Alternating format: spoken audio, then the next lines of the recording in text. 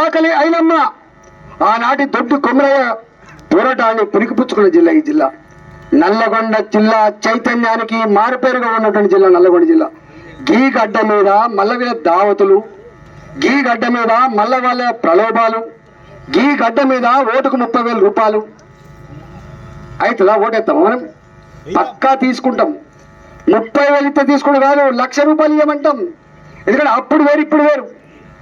కేసీఆర్ దగ్గర మామూలు పైసలు లేవు సుమా. 2 లక్షల కోట్ల పైసలకు 8 సంవత్సరాల కాలంలో మనం నోరు కొట్టి కడుపు కొట్టి సంపాదించిన పైసలు డంపులలో ఉన్నాయట. నేను కూడా 20,000 ఆయన దగ్గర ఉన్నా కాబట్టి చెప్తానా. నేను కూడా ఉన్నా కదా ఆయన దగ్గర 20,000. ఇవాళ ఆ పైసలు కేసీఆర్ మిమ్మల్ని నమ్ముకుంటలేడు సుమా. కేసీఆర్ కార్యకర్తలు నమ్ముకుంటలేడు. కేసీఆర్ తన సొంత సర్పంచ్ని నమ్ముతలేడు. కేసీఆర్ తన సొంత కార్యకర్తలు నమ్ముతలేడు. కేసీఆర్ ఇంటెలిజెన్స్ పోలీసులు, మఫ్టీలో ఉన్న పోలీసులను నమ్ముకొని ఇంటింటికి మాట్లాడి ఆ ఇంట్లో ఏమిస్తే ఓటు పడితే చూసుకొని చక్కగా పైసలు పంపించే ప్రయత్నం చేస్తుంటాం. బాజాప్తా తీసుకుంటాం, ముక్కు పిండి తీసుకుంటాం, మీ అబ్బాయి జాగిరి కాదని తీసుకుంటాం, కానీ ధర్మాన్ని మాత్రం కాపాడుతుంది నా మునుగోడు ప్రజలు. ఈ పక్కకే ఒక మంత్రి వచ్చిండు. ఆ మంత్రి మొన్న తాగుతూ దొరికిండు. అని పెద్ద మనిషి, నేను ఆయన గౌరవిస్తా సుమా. ఆయన వ్యక్తిగతంగా మాట్లాడుతాను నేను, ఇంకా మంత్రి గౌరవించాలి నేను, సంస్కారహీనంగా మాట్లాడదు కాబట్టి. లాస్ట్గా అది బయటపడితే ఆయన ఏమంటాడు, తాగుతూ తప్పనే అంటాడు. తప్పని ఇవ్వండి నేను అన్నా, తప్పనిలే. కానీ ప్రజా జీవితంలో ఉన్నవాళ్ళు, పెద్దరికంగా వివరించాల్సిన వాళ్ళు, పోరాళ్ళతో మంది తాగుతావా? నేను అది కూడా పొద్దు పెద్దలు తాగుతావా?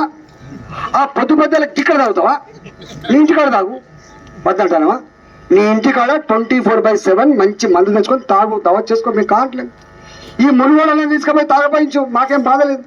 కానీ ఇక్కడ నా అంబేద్కర్ ఓటు హక్కు గుడిసెల్లో ఉన్నవానికి ఇచ్చిండు, బంగ్లాలో ఉన్నవానికి ఇచ్చిండు.